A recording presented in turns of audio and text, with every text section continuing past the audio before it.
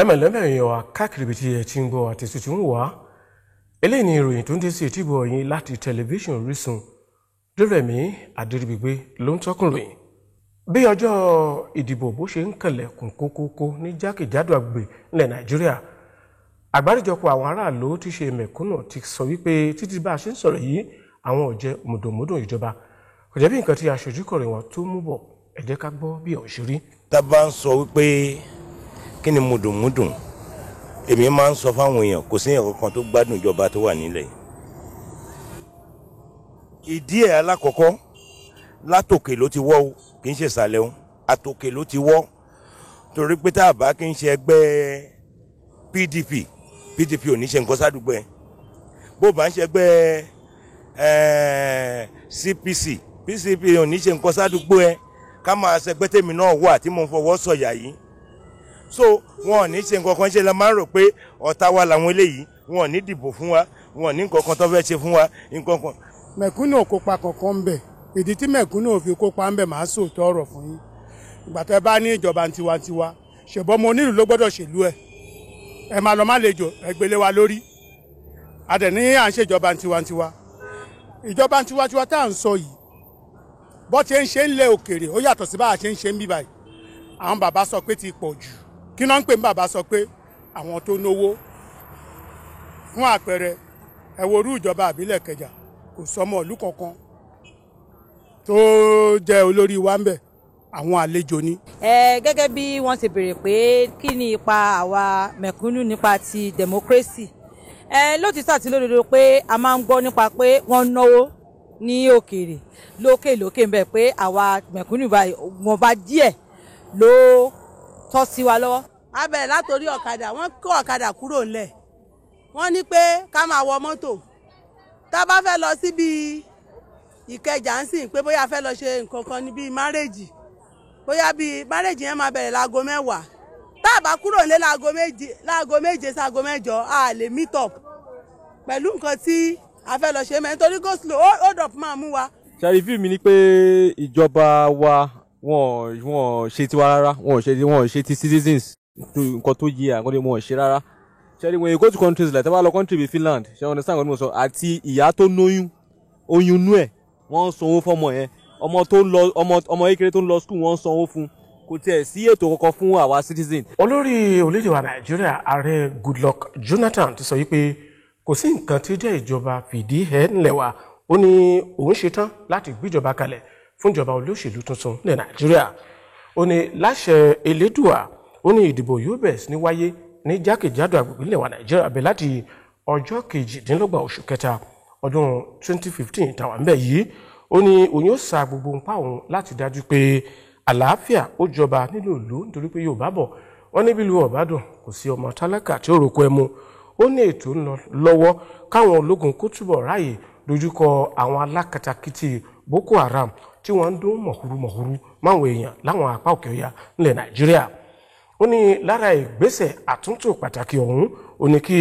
ọ̀gọ̀rọ̀ àwọn ọmọ ilẹ̀ wa kán bá lè rí àǹfààní tọ̀nàtọ̀nà wípé àwọn náà gba káàdì alálòpẹ́ láti dìbò tó ń bọ̀ yìí. Ẹ̀wẹ̀ lórí rògbòdìyàn ìjọba fìdí ẹ̀, ó dà wípé bí a ṣe ń sọ̀rọ̀ ètò tí ń lọ lọ́wọ́lọ́wọ́ láti gbé ìjọba kalẹ̀. Nínú ìròyìn mìíràn, ikọ̀ àwọn aráàlú ti gbàjọba àpapọ̀ orílẹ̀-èdè wa Nàìjíríà ní ìmọ̀ràn ọ̀nà tó yẹ kí wọ́n ó gbà ran ọ̀pọ̀ àwọn tó kù díẹ̀ káàtó fún ní àwùjọ. Ẹ̀dẹ́ka bọ́ bí aṣojú kọ̀ròyìn wa bí ó ṣe mú ìròyìn ọ̀hún bọ̀. Kí ìjọba kó jọ kó ràn wá lọ́wọ́, àwa mẹ̀kúnnù à ń jìyà, à ń sọ́fàdẹ̀sì yẹn ti pọ̀ jù, ara níní yẹn ti pọ̀ jù, ọlọ́mà ní wá lára. Kí ìjọba ṣàánú àwa mẹ̀kúnnù kọjọ nítorí Ọlọ́run, káwọn ìjọba ṣàánú àkọ́ndà mọ́tò kẹ̀kẹ́ náà pep kọ́ndà sílùú. Ẹni tó máa parapọ̀ bẹ́ẹ̀ yẹn at least tó bá tún shift sí ibòmíì, bóyá àwọn tó parapọ̀ yẹn ṣó ti yé yín sìn irú àwọn ìbí pé àti àwọn kankan ló jẹ́ ẹ̀tọ́ tó ti ń dùn wá tẹ́lẹ̀, àwọn tí ó máa wà ń bẹ̀ yẹn tó yẹ pé àjọ parapọ̀ yẹn wọ́n lè mú ẹ̀dùn ọkàn wa láti bá wa dá sí torí pé nǹkan tẹ́ pé a ti ń sọ tẹ́pẹ́ àwọn tó wà ń bẹ̀ yẹn sìn bóyá wọn ò gbọ́ ni o àbí tí wọn ò fi ṣe o, ṣùgbọ́n tó máa parapọ̀ yẹn lára àwọn tájọ́ ń sọ náà ó pọ́sì kan lára wọn náà wà lókè ṣó yé yín báyìí sìn àwọn á lè mọ̀ pé nǹkan tó ń dùn wá lélẹ́yìí. bàbá wa Awólọ́wọ̀ oníkòsẹ́yìn tó máa jà fún wa ó ní fúnra ara wa la máa jà fún ẹ̀tọ́ ara wa náà à ń gbọ́ pé rìsọ́ọ̀sì kékeré kan pẹ̀tró níbo lowó nǹkan wà ọwọ́ ta ló wà kí ló ń fi ṣe ibo ló kó sí. ṣé ara ìná rí ìṣòkòtò ọlọ́pàá tí ó títì káwo ìjọba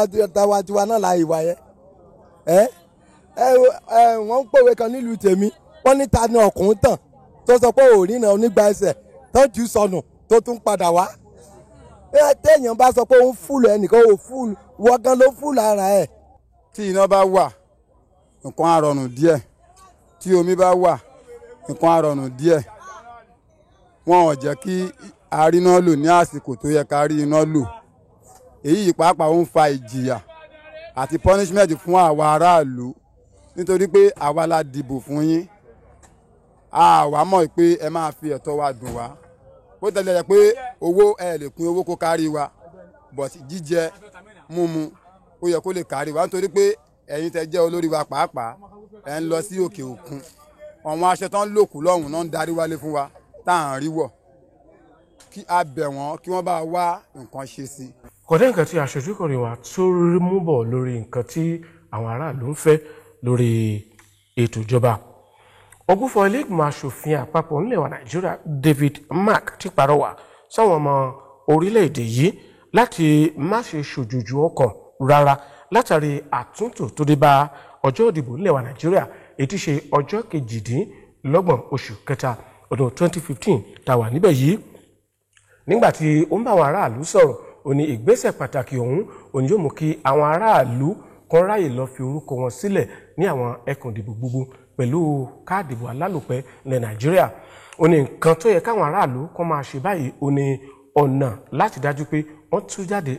lọ́gbọ̀n lẹ́gbàágbèje láti di ìbò tó ń bọ̀ yìí ní ìgbésẹ̀ àti ìbámu kí ìṣàkóso ìjọba àbílẹ̀ kó lè bọ́ sí àkàtà ìjọba ìpínlẹ̀ àwọn èèyàn ṣe bẹ̀rẹ̀ sí ní ké sí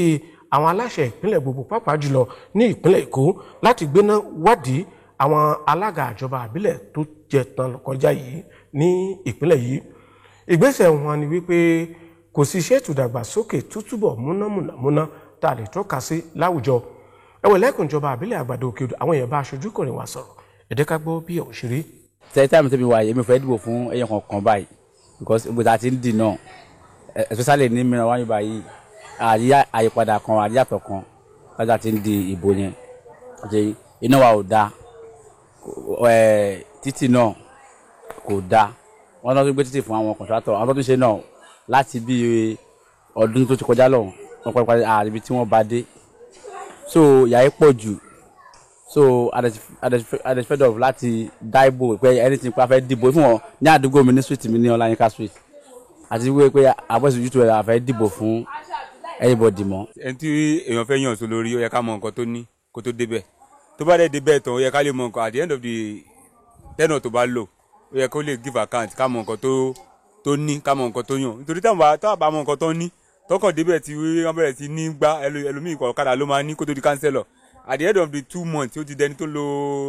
Rolls Royce ó ti dẹni tó lo Hummer so ọ̀hún sì ti wá ní lójú wa and this kò jẹ́ ká wá encourage láti máa vote mọ́. kò dé bí nǹkan tí àwọn èèyàn wa tó bá aṣojú kò lè wá sọ lórí ìdàgbàsókè ìjọba àbílẹ̀